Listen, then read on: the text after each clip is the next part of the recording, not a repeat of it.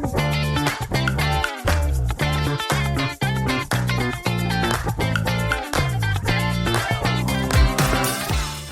everybody, this is Jeremy Tiers from Tutor Collegiate Strategies, and you're about to check out the latest episode of the Mission Admissions Podcast, a show that's designed to help higher ed become better recruiters, communicators, marketers, and managers.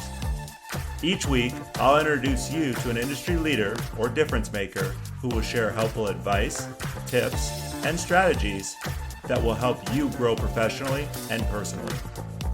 Mission Admissions is part of the Enrollify podcast network and is made possible by Gecko, an engagement platform that makes it easy for your team to deliver a better student experience. I'm excited to share my latest candid conversation, so let's get started. Hey everybody, it's Jeremy Tiers, and this is episode 8 of the Mission Admissions podcast. And when I think about difference makers that I've known for a long time, today's guest is one of the first that comes to mind. Kerry is the Chief of Staff and Head of Culture for TaskHuman, a wellness company that helps people amplify their daily work and personal life through personalized one-to-one guidance from hundreds of specialists in areas like work-life balance, nutrition, leadership, coaching, emotional resilience, meditation, and time management, all via video calls. Previous to all of that, Kerry was a Division I basketball coach for over 20 years, including coaching at Tennessee, UCLA, and Santa Clara. So welcome to the show, Kerry. Thanks for having me, Jeremy. It's always good to catch up. Given our common background starting in basketball, it's nice that we're able to come back around and make a little bit of a different messaging and impact here. I'm looking forward to it. Absolutely. And that's where I want to start, Kerry. When we were first getting to know each other back in the late 90s or early 2000s, I remember you telling me at one point the importance of building relationships and just how we connect with other people and just never to take that for granted and to always, for lack of a better term, double down on being intentional with that. What do you think are 2 or 3 tips that even today, right, someone who's listening, if they want to become better at building relationships with people, what are 2 or 3 tips you would give them? You know, it's interesting how much has evolved since that first time, Jeremy. Think about all the things that have come into our hands through communication methods. Certainly the evolution of the computer on your phone. It's not what it used to be. Your phone used to be, you pick it up, you call someone and hope they answer. And maybe when call waiting came up, if they were on the other line, they'd be able to let you say to hold on, not a busy signal or an answering machine. That shouldn't be, in my estimation, a replacement for the relationship. And I think very much so that's starting to happen. Generations are now growing up with these, and it's the only thing that they know. I mean, we joke often in our business and in our lives about, you know, we don't really have phone calls anymore. We don't leave voicemails. It's easier to send a text. We'll even do it in our personal relationships, in our families. Even in your own house, you'll send a text upstairs. I think what this leads me back to, Jeremy, in terms of developing relationships at any level, whether it's personal, professional, is that we need to really become very, very much so, in my estimation, better listeners. I don't think we hear, let me rephrase that. I think we hear things as a whole now. I don't think as a whole we listen. It's snippets. It's easy to have hashtags and short video clips, and everything is so short, instantaneous, and give it to me yesterday, and we want it fast. Everything has become faster. I remember talking about 5G 2 years ago at a conference, right? And all of a sudden now it's like 5G, that's too slow. Everything's faster. Well, as far as the relationships goes, we can't speed date our relationships. And whether it's in business, whether it's in coaching, even if it's someplace in your neighborhood, everything is going to be about the other person. I always told my team, Jeremy, at the beginning of the year, I should say, I asked my team, who's the most important person in our program? Who's the most important person in this room? We'd have the whole team and our trainers and our ancillary staff, our travel party, 25, 30 people. And to a person, they'd say maybe the leading scorer, maybe the head coach, Maybe some of the younger guys, well, it's the academic advisor. Like, I know the answer to this question. It's a trick question, right? And I'd say, you're all right, but you're all wrong. The most important person in this team is the other person, and you are the other person to everybody else. So it's imperative that whenever you have an interaction with somebody else, the other person, make sure that you're actually listening. Repeat in your head what they're saying. I would always tell my young guys on staff, that were coming up and coaching, Jeremy, what's the most important thing? I said, you know what? Always have a pen.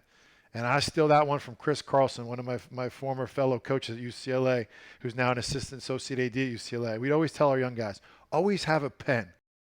Digital files can get lost. Batteries can run out. You might type something and forget it. But if you write something down, it's akin to me repeating what you're saying and listening. And I think that's the number one thing we need to get back to, is to really listen to who we're communicating with. And I think it's really at the root and the start of where authentic relationships can form and are built. Yeah, listening is so important. And I talk a lot when I do trainings with admissions teams and marketing teams, active listening, to your point.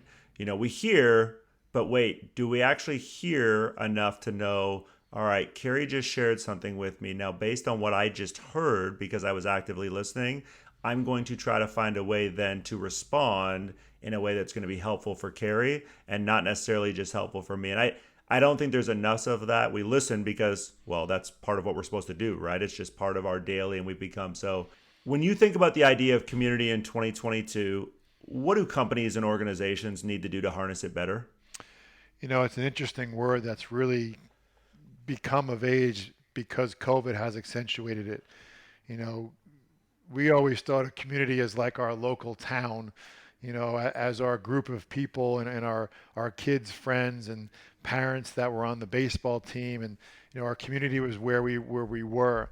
Well, much to what we just talked about, how the phone and the supercomputer has had an ability to instantly connect the world to itself in some ways, we can spread community through those efforts as well. Community to me is a group of like-minded people that have a commonality in how they, share themselves.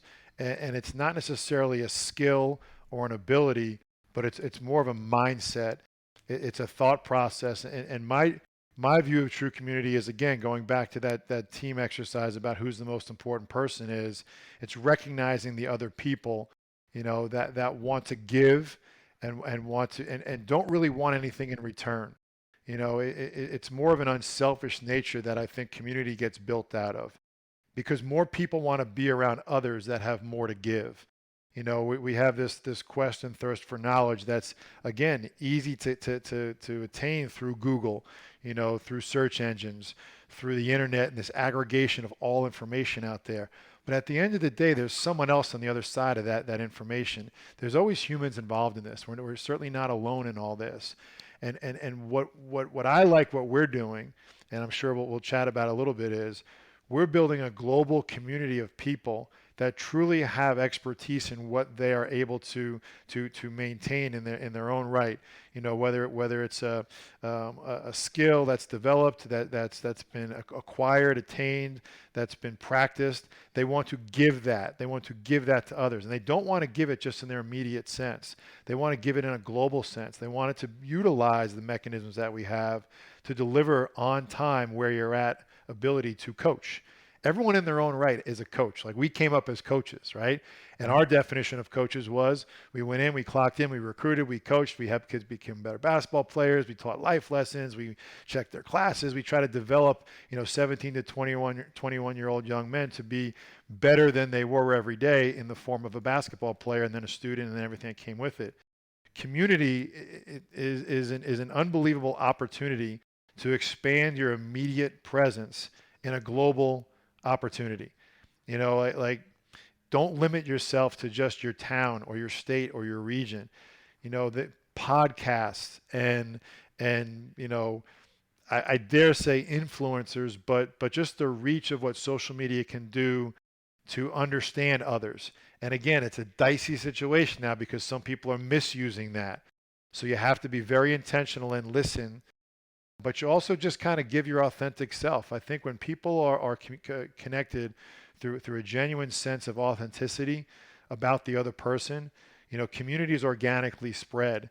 And then what's really exciting is when, similar like-minded communities come together to form really powerful abilities to help each other.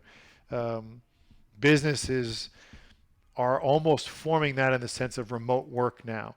Think about what remote work is doing. It's taking you out of the office and putting you back into your home to work, or into an area close to your home where you can work from home. I had this whole epiphany of the difference between working at home and working from home. But what it does, Jeremy, is it kind of gives you a chance to coexist with others that are maybe not in your company, but in that community that's similar to that. Like, it gives you an opportunity to really expand your horizons, and become more educated into what others are doing. It's a very powerful change that we're going through right now. I think what we're going to do when eventually COVID becomes understood, and I'm not medical in the sense of contained, but when it comes understood to that, now we're able to live with what what it is. We're going to emerge with this greater sense of community because what we were able to develop when we were inside, and now we're going to come back out wanting to expand our community sense and our touch, and our ability to affect others. I think everyone has a coach in them, and I think this ability now to want to get out and connect is going to really emphasize what the meaning of community really is. I don't think I've met a single higher ed professional that loved everything about their technology stack. Here's the honest truth. No CRM or SIS will be able to meet all of the needs of all of your team. And that's why I'm a huge fan of Gecko, a student engagement platform that offers customizable modules designed to complement your institution's CRM and SIS. Gecko offers plug-and-play modules that enable your team to deliver memorable student experiences at scale. Their chatbot and texting tools will empower your admissions team to engage with the highest quality prospects by serving as a front line of defense for prospects that have basic questions about the college admissions process. Gecko's event module makes it easy to create awesome online and in-person event experiences one time and then duplicate them throughout the year with just a couple of clicks. Their call center is also an industry leader. No more splitting call lists into a dozen Excel files, scrolling through data to find who you need to call next, or having to manually record who picked up and who didn't. Oh, and did I mention that everything integrates seamlessly into your CRM and SIS? Because it does. So if you're a Slate school, for example, you'll see all of that sweet interaction data in your student's timeline. If you want to level up how you engage with prospective students, but you don't want to disrupt your processes, rip out all your tech, or start a new CRM procurement process, you need to check Gecko out. You can learn more about their offerings at geckoengage.com/Enrollify. And be sure to tell them that Jeremy and the Enrollify team sent you their way. Yeah, and TaskHuman I know is definitely helping individuals and organizations, with team building, building stronger employees and communities. So talk to us, what was it really that drew you to TaskHuman, Kerry? Well, the fact that Ravi, our CEO, really had the vision to understand that coaches exist everywhere in the world. And there really shouldn't be a reason why you wake up each day with this need to just talk to someone and not have that ability, when in fact 3 billion plus of us have these devices that can do just that. In a sense, we've almost repurposed the phone back to its original intention, to talk to somebody. Now, there are different mechanisms to do that now: FaceTime, text, instant message, whatever it may be. But what we've really created is the world's first real-time digital coaching platform. And to coin others that we're familiar with, we've taken Uber, we've made it for humans, and we've delivered a FaceTime type experience. And we've done it in real time, live, where instead of going to what I like to say, the Google doctor for our daily wellness needs, and for anything else that we need for that matter, because we all need something. Every day we need help with something. We don't have all the answers, as we already talked about. Why can't I get that from not my just immediate community in my local town, where I can go down to a store, to a hardware store, to a doctor, or I know what my network is. Why can't I talk to someone in Croatia or London or South America who's willing to help me with an issue that I have, how do I find that person? Well, that's what we created. We created a mechanism for you to go on the application, keep it mobile, put it in the search that this is how you feel, and get someone on the other end that we've curated and put together in this coaching network that can say, yes, I can help you right now, or maybe I can help you at a time that I'm available. We're going to make that visible. And literally by the virtue of finding that person, press the button and talk to them. No friction involved, seamless, and get to the root of it. And then give everyone a chance to develop their own community of coaches, their own dream team, as we like to say, of personal support that shouldn't just be available to the rich and famous that can afford it at the highest levels on demand. Let's take advantage of that at the very granular level and give it to everybody. What are the areas that TaskHuman is really seeing the biggest demand for one-on-one coaching in right now, Kerry? Yeah, I mean, we started this journey 4.5 years ago in wellness and well-being. We felt everyone was fundamentally had a right to that. Like I have a right to feel a certain way. Like, again, type in how I feel. Let me talk to somebody. So certainly from the well-being side of physical, emotional, spiritual, mental, financial, nutritional, pet wellness, travel wellness, the things that got accentuated when COVID hit right in the middle of our beginning here. As you mentioned in the opening, we've expanded that out to now offer this connectivity that we've built for sales coaching, for enterprises, for leadership, anything that has a one-on-one need of immediacy, any ecosystem that requires connectivity of resources through humans, through people. But to that extent, we've also added the ability to add content, whether it's video or written. But the difference being is we can attach the authors of those content pieces directly to the consumer to say, hey, I'm reading this blog by Jaime Tears, and this is really helping me in my enrollment management. Yeah, this point really makes sense. In the general sense, we'd have to go through the Google search and maybe try to find you, send you an email. But if you wrote that article on TaskHuman and you are a coach on TaskHuman, your headshot's on top of that blog.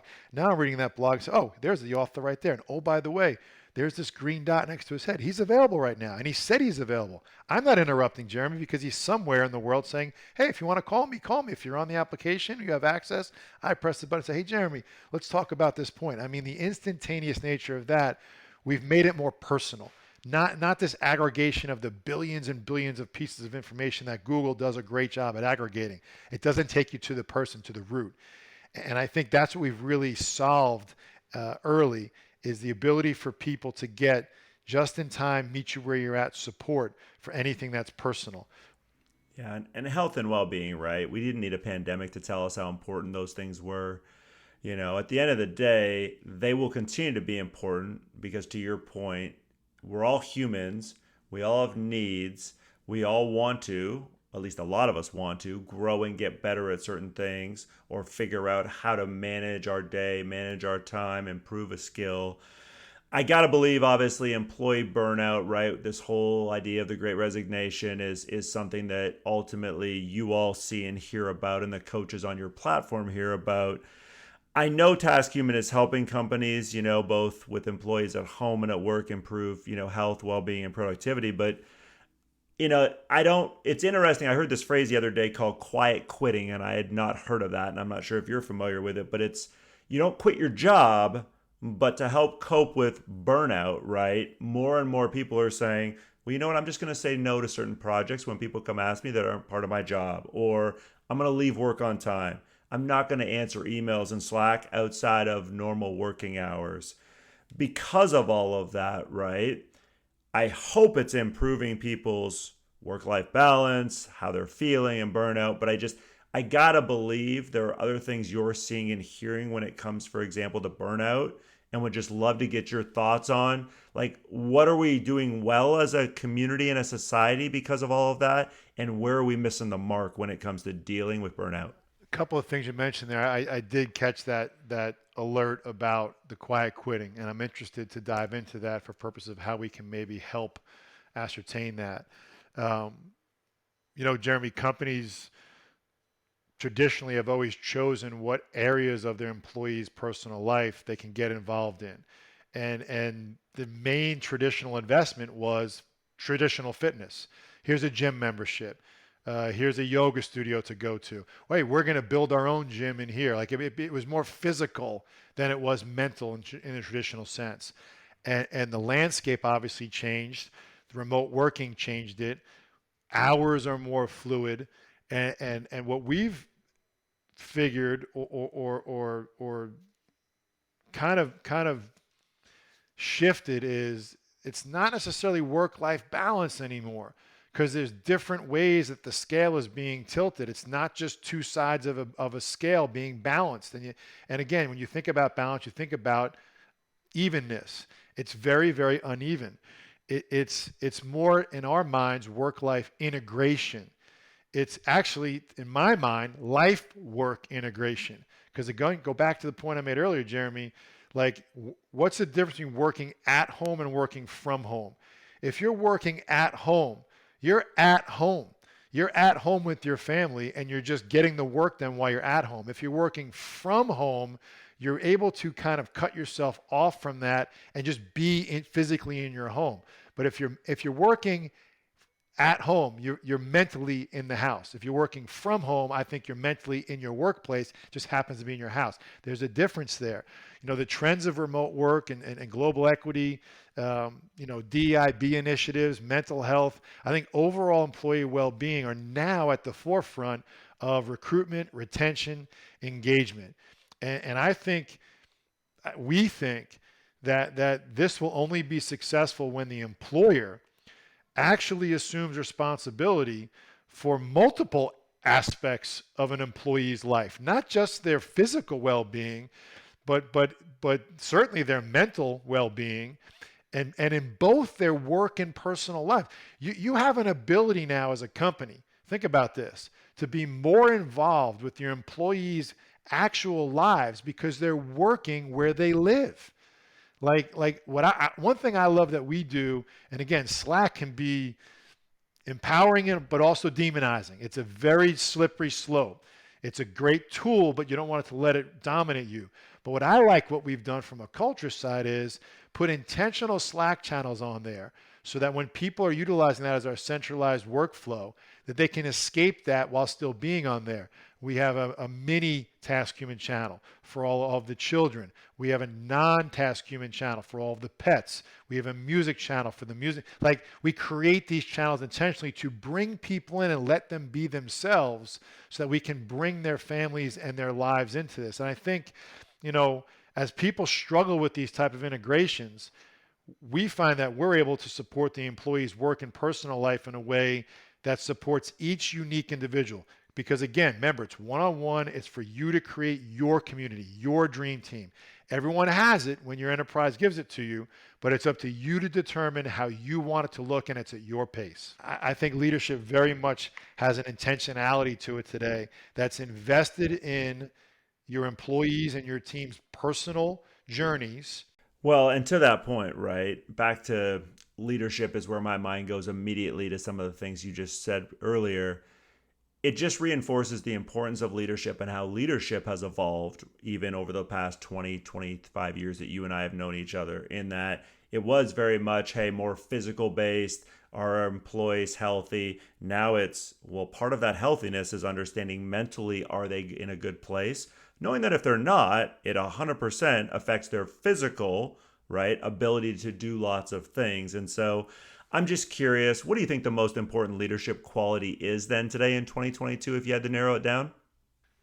Yeah, I think, wow, that's a very challenging question, right? Because it's not boilerplate and it's not even what we're used to. I think about what the business we left in college coaching, how much that's changed. Leadership in the past was this ability to have, I always said this to my younger, graduate assistants and video coordinators coming up, like, I did that. When I was an assistant coach at Vanderbilt, my very first full-time job in 1994, we had 3 assistants and 1 secretary. I had to do everything, all the travel, all the equipment, all the scheduling, all the film exchange, all the scouting reports, work with the guards, do the managers, run camp. So I said, look, my leadership style is this. There's nothing that you're going to do that I haven't done. So that's kind of antiquated, right? Because it's hard to do that now. It's hard to be able, because those positions don't exist in a good way, right? You don't have to be a jack of all trades, master of some. Not master of none, master of some, and then become a master of more as you climb up the ladder. Leadership used to be a lead by example because, well, that's what I did, and that's how I did it. I very much have adopted the Marine mantra of leading by example is doing your job. What we really want to do is set a standard for how we want things to be done. Like how do we want our business to operate? How do we want our day-to-day? What type of inspiration can we create in our team to be their best version of themselves and motivate others and step outside and be intentional to help others without being asked, right? Just do what needs to be done to help the team succeed, to get to the next step in that day, that week, that month, that quarter, so on and so forth.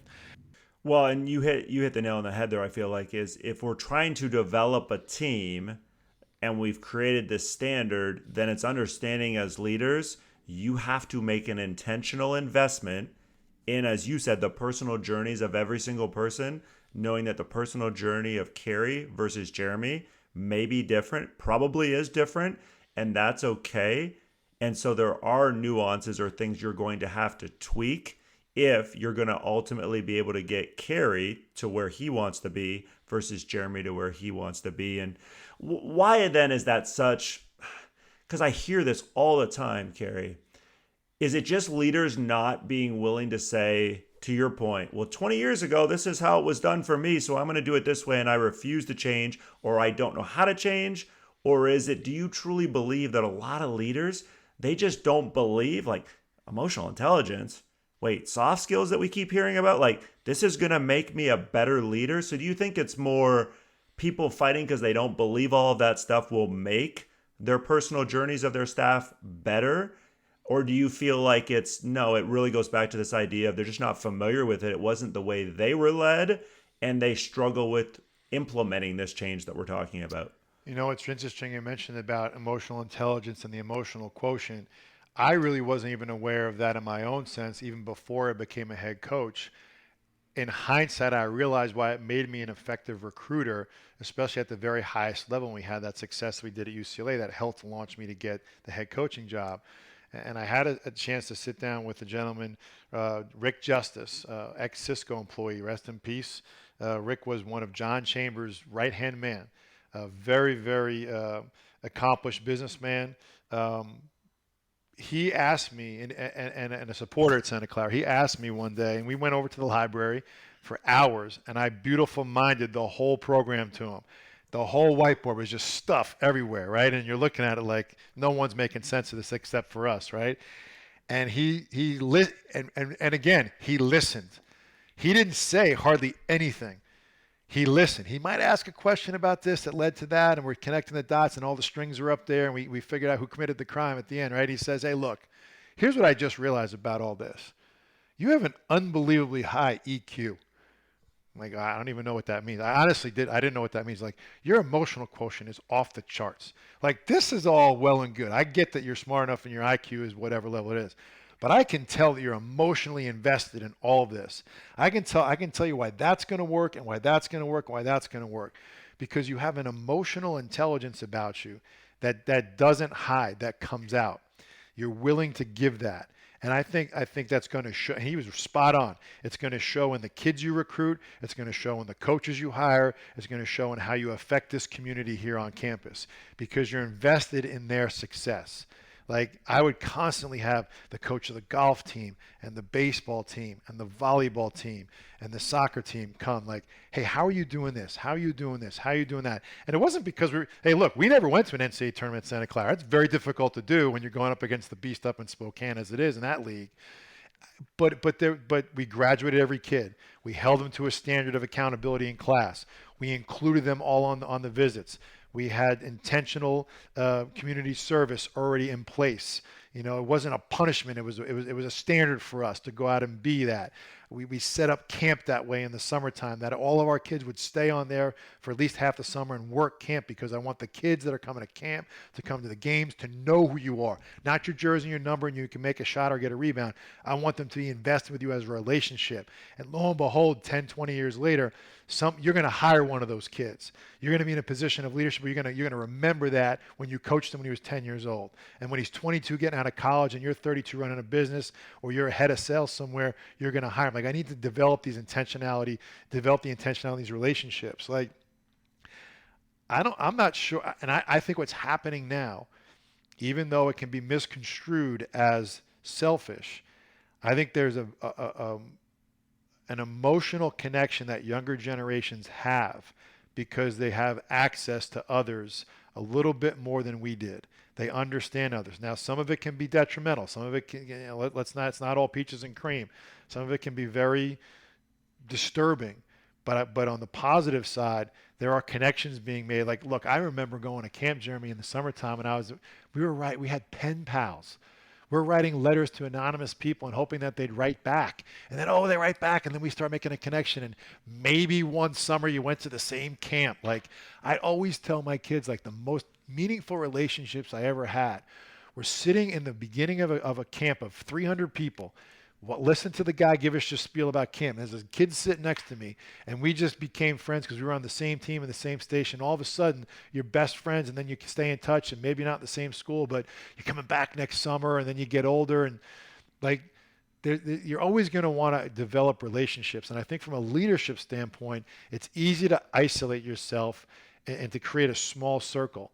I think leadership now needs to expand that circle out and include more, not to have more voices, but to have more emotional support, to draw off this youthful exuberance and this emotional stability that I think a lot of youth actually have because they're a little bit more aware of what's happening. They're way more aware of what's happening outside of their immediate sense than we were. And because the information's available, those that have made good on that have really created a really strong emotional connection that I think we can harness and raise a standard of emotional intelligence that I think can be harnessed into a superpower at any level of business, at any level of community, certainly in our world that we kind of coexist in any collegiate campus. Collegiate campuses have always been harbors for relationships. Think about that. I mean, that's an easy one to say, right? They can get better. The fact that they can get better and come out of all this better is just a little bit of a recognition of how it can get accomplished. I believe we can help with that and develop that connectivity. And I'm excited for that because my kids now have 10 years, 8 years to get to that level. And I'm hoping that higher ed can really make that adjustment by that time. Hey, all, Zach here from Enrollify. If you like this podcast, chances are you'll like other Enrollify shows too. Our podcast network is growing by the month, and we've got a plethora of marketing, admissions, and higher ed technology shows that are jam-packed with stories, ideas, and frameworks that are all designed to empower you to become a better higher ed professional. Our shows feature a selection of the industry's best as your hosts. Learn from Mickey Baines, Jeremy Tiers, Jaime Hunt, Corynn Myers, Jaime Gleason, and many, many more.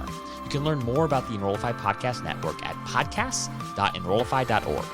Our shows help higher ed marketers and admissions professionals find their next big idea. Find yours at podcasts.enrollify.org. Can you become more emotionally intelligent? And if you can, how does that happen? It's a great question. There's a little bit of a fear of emotionally growing, right? There's a vulnerability there that you really don't want to let out. Everybody has an innate sense of toughness, especially the coaches and the leaders. You have to show a little bit of grit, or maybe a lot of grit. Times get tough, economies shift, and layoffs happen, and hiring becomes challenging. And now people, as you mentioned, are quietly quitting. There's a lot to figure out. I think you can through others. I think if you go back to what we started with here, if you're intentional in your leadership by way of listening, of actively listening, and I think this is happening at granular levels where people are, unlimited PTO is the new thing now, right? How are you taking that? Are you taking it in tranches? Are you taking it in large swaths? Are you taking sabbatical type, months off and you're just grinding on the other 11? Are you doing it around the holidays so you can plan? There's so many different ways to take, unlimited PTO and harness it. I think one way to take unlimited PTO is to actually, as you mentioned, increase your emotional intelligence, your emotional quotient by taking more time for yourself, by getting back out. Again, we were sheltered in. Let's get back out, by connecting. Again, I love that's what we're doing now. What we're saying at Task Human is this is your time. Do it on your time. We're not going to solicit you through your searches. We don't share those. Your search is up to you to find what you want. You build your team. You set your time. And you reach out. And what we're finding is that's why the engagement is so high, because it's making a difference. People are realizing there are people out there for me to help me get better. Every day, we used to say that all the time, right? Every day is a chance to get better, or you're going to get worse, because you definitely don't stay the same. And now more than ever, we have a chance to actually affect that more than something else. Like we have to wait for something else to happen or someone else to do something. I think now as individuals, especially in a leadership position, we have a chance to actually be more intentional in getting that done for ourselves and then give more to others, especially in an organization. I think you can. I think it's delicate. I don't think you can just read a book or listen to a podcast. I think you have to have a level of ability to want to explore and bring out more of your talent. I think we all have this innate level of talent in us. And when we can recognize it and exercise it, it's that clarity, right? It's that moment of clarity you have when you actually realize your talent and you exercise it in a positive sense, whether it's giving it or whether it's performing. And you're like, wow, when you're at your highest peak, when you're either winning a championship or you're performing in an orchestra or at a recital, or you're running a race, or you're hitting a golf ball, or, look, Don Meyer used to say, pick up the trash, leave it better than you found it. Like, you got to take these small wins and you got to kind of bottle them. And I think you have to harness them into an emotional sense of having stability and an ability that you do have your quotient rise, that your intelligence can rise by being. And then when you create that time, take the time to listen to others. How many times did you ever get your boss just randomly come by and knock on your door and want to talk to you? I mean, in the old sense, not really. It was kind of unique, and maybe it was kind of, stories were told about it. Like, hey, how you doing? Like, it just didn't happen. It's more apt to happen now on Slack than it ever did before in person, right? So is there a way that maybe in between we can harness some of that so that when that opportunity arises, it's like, I'm going to take full advantage of this. I'm going to draw as much out of this person as possible. Yeah, and you talked about just performing at the highest level, being better at something. Obviously, throughout your time in coaching and even the work you're doing now, being around professional athletes like you are when you're doing that stuff with ABC7 and the NBA there in the Bay Area, like what separates the best of the best? I mean, obviously there's God-given talents, right? That certain people just have athleticism and things that, no question are a part of it. But what separates the best of the best from everybody else? Been so fortunate to have seen this run with the Warriors and be in the right place at the right time, get a front row seat, and then get a chance to talk about it to millions of people in the Bay Area and surrounding areas after these games, especially in these finals. And again, last year after a successful finals run. And the interesting part about it, Jeremy, is in the beginning, I was still doing other things that enabled me to be in that arena hours before the game started.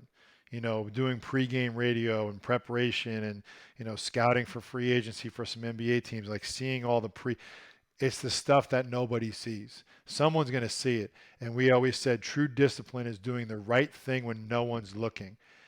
And everyone sees what's on display, right? Everybody sees when the clock is running. They see the highlights. But little by little, they started letting people into, and I use Steph as an example. Like his pregame ball handling routine became legendary, right? And I always tell my kids this all the time, like, do you think he just does it like when he feels like it?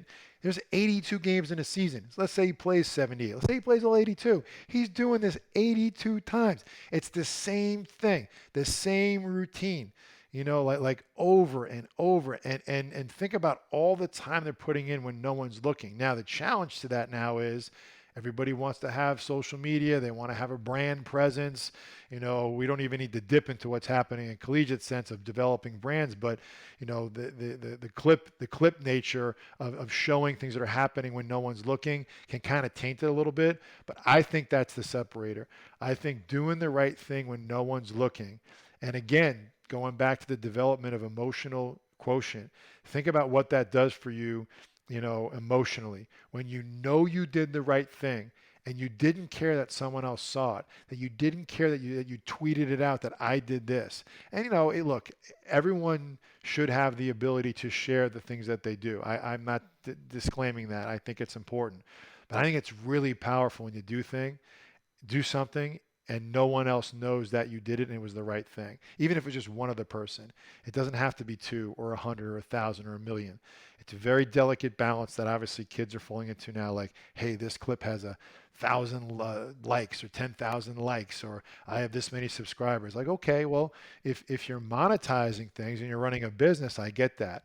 But from a personal investment standpoint, that's not the barometer. The barometer is, how did it make you feel? Did it make you feel like it was the right thing to do? I think it's a challenge that we can all kind of put ourselves in.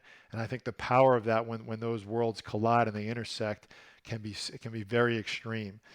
It's the importance of consistency and repetition, right? Like, we've always known those are important. You just can't say, well, I'm going to invest in my emotional intelligence one time a year when I feel like it. Well, yeah, you're only going to get so much better if you do that. And I think back to, I had Alan Stein Jr. as one of my guests earlier on my podcast, and he talked about same thing as you, right? I mean, he's been around guys like Steph. He was around Kobe, and it was, what do they do in the unseen hours, right? And it's consistency and repetition.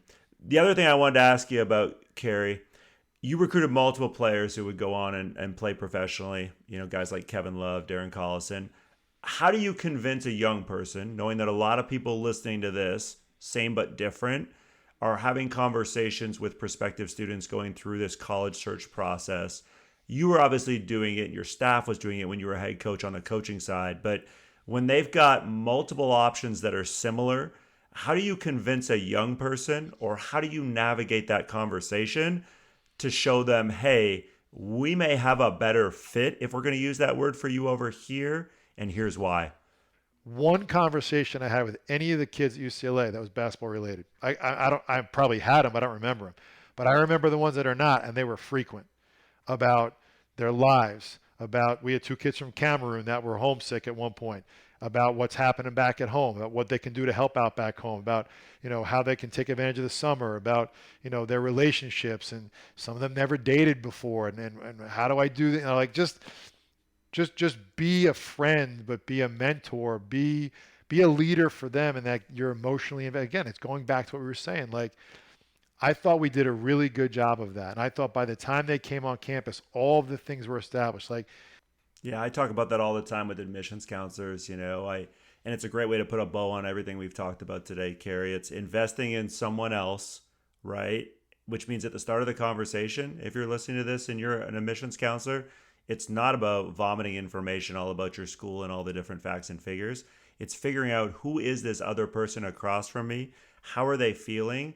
And can I show them a path here at my school that's going to make them feel like they're going to come here, have an enjoyable experience, and leave better than when they came in? So, well, I've been ending every podcast, Kerry, with 2 things. So the first one is a signature question that I've asked every guest. So I would love you to tell us, what's one important piece of advice that at any point in your career somebody has given you that has really stuck even today? my mom. I was terrified when I started coaching, like, what am I going to say? What do I do? And she'd say, look, just be authentic, be yourself, and communicate from the heart, right? And let it come from within, and let it mean something, that it drives you to the brink of tears every time you say it, that you let it all out each and every time, especially when you know it's a meaningful interaction you're about to have. Moms are awesome that way. Fun rapid fire is how I end every podcast, Kerry. So I'm just going to give you 4 or 5 things, and I just want some real quick answers from you. Better coffee, Pete's or Starbucks? Oh, I am a coffee snob. I can't do either of them. I do my own pour overs every day with fresh beans from Bottomless. I can't even say one or the other. So neither. You asked the wrong guy that one. What's your favorite college town? That I was ever in? That you either were ever in, visited, whatever you want to share. God, that's like a favorite son question. I'd almost have to say Knoxville. Great college town. Yeah. Most meaningful item at home in your office, what is it? Oh my goodness. Picture of my grandmother and grandfather right on my desk when I was a little kid with them. Awesome. Best rivalry in college basketball is? Well, I live in the triangle now, so if I don't say Carolina and Duke, I'm going to be ostracized. So as much as the KU family wants to say KU Missouri, I'm sorry, it's definitely Carolina Duke. Unless you live where I live and have a wife who is a Hoosier, and she would say it is IU and Purdue. IU Purdue.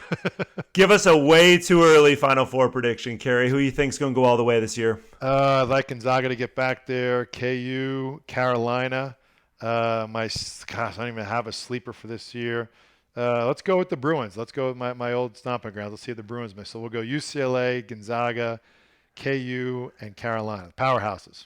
All good choices. Thanks so much for being on today and sharing just some stuff about Task Human, the amazing work they're doing, and just your journey and all the different things. I think we did a lot of conversation today, Kerry, that will really help a lot of people around emotional intelligence and just understanding you got to invest in yourself if you're going to invest in other people. It's not just about investing in other people as well, and there is much more to that. If people do want to follow you or do want to, track you down and continue the conversation, Kerry, where's the best place to go do that? Yeah, Twitter handle is @KerryKeating3. Certainly invite all to visit our website at www.taskhuman.com. And really excited about what we're doing to enhance all those things to give everyone that personal ability. That LinkedIn, KerryKeating3 is the LinkedIn hash on there. And always willing to get out and about and talk to anyone who's willing to spend that time. Thanks again for taking so much time with us today, Kerry. Thank you, Jeremy. Appreciate it. Hey, all, Zach here from Enrollify. I hope you enjoyed this episode of Mission Admissions with Jeremy Tiers. If you like this episode, do us a huge favor and hit that follow and subscribe button below. Furthermore, if you've got just 2 minutes to spare, we would greatly appreciate you leaving a rating and a review of this show on Apple Podcasts. Our podcast network is growing by the month, and we've got a plethora of marketing, admissions, and higher ed technology shows that are jam-packed with stories, ideas, and frameworks that are all designed to empower you to become a better higher ed professional. But Enrollify is far more than just a podcast network. Enrollify is where higher ed comes to learn new marketing skills, discover new products and services, and find their next job. We're a growing learning community of 4,000 members, and we'd love to welcome you into the fold.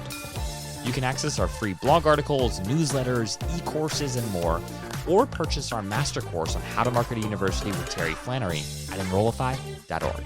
We look forward to meeting you soon and welcoming you into the community. Again, you can subscribe for free at Enrollify.org.